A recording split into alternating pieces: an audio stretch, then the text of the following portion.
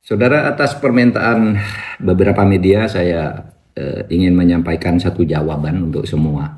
Pertama, memang situasi sekarang ini mencekam, ya, karena peristiwa demo di DPR yang menimbulkan banyak korban dan kerusuhan yang meluas di seluruh tanah air, sehingga harus segera diselesaikan oleh pihak yang berwenang dan berwajib. Kita tentu mendukung demo dan protes-protes itu 100% mendukung. Jika ada ketidakpuasan atau anggapan kesalahan dari para pengelola pemerintahan dan lembaga-lembaga politik, kita setuju, perkeras saja protes. Kita mengerti itu. Tetapi yang terjadi sekarang mungkin sudah terlalu jauh. Satu, sudah menewaskan saudara Afan yang di DPR itu.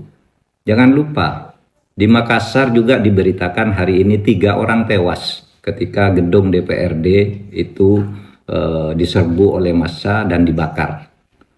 Nah, di Bandung polisi itu dikejar-kejar habis oleh massa, sampai lari berhamburan, ditangkap, ditendang gitu.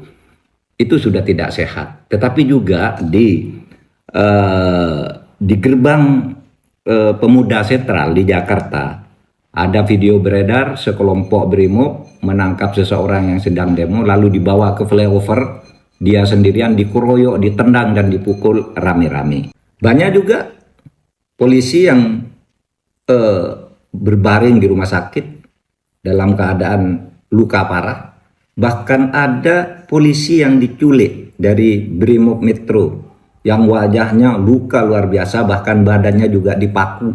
Di jalan-jalan sekarang, yang terutama di depan beberapa polres yang tadi pagi saya lewat ketika menuju bandara, menuju Halim, itu banyak bangkai-bangkai mobil dan bekas bangunan-bangunan dijebol karena penjarahan.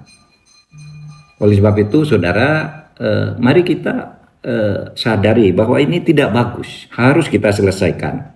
Para demonstran, saya tetap mendukung, tapi mari terukur juga agar negara ini selamat. Kepada petugas lapangan juga supaya tidak sewenang-wenang.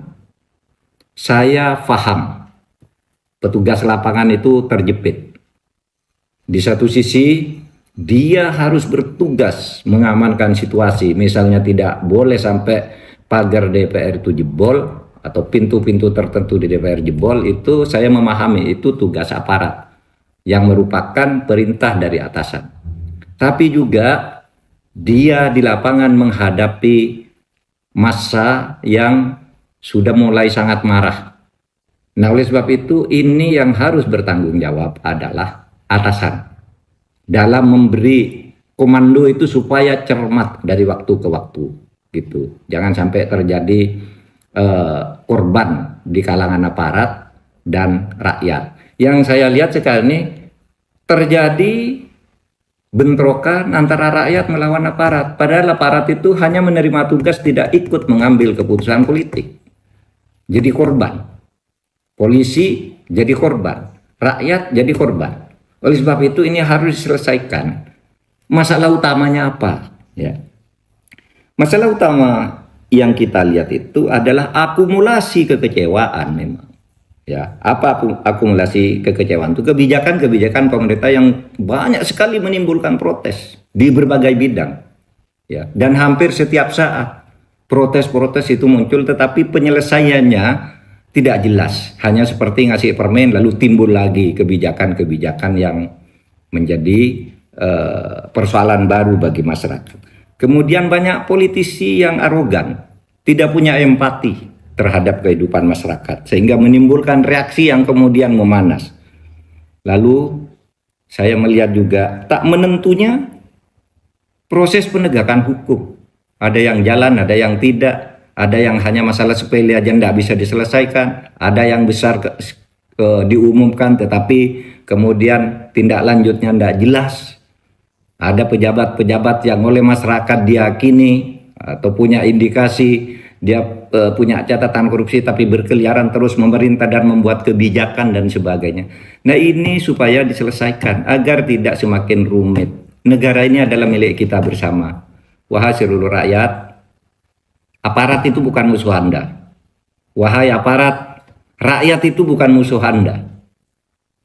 Anda harus menanggung akibat karena kebijakan-kebijakan dan para pejabat dan pemimpin yang korup sebenarnya. Dan penyelesaiannya harus di sini. Terima kasih.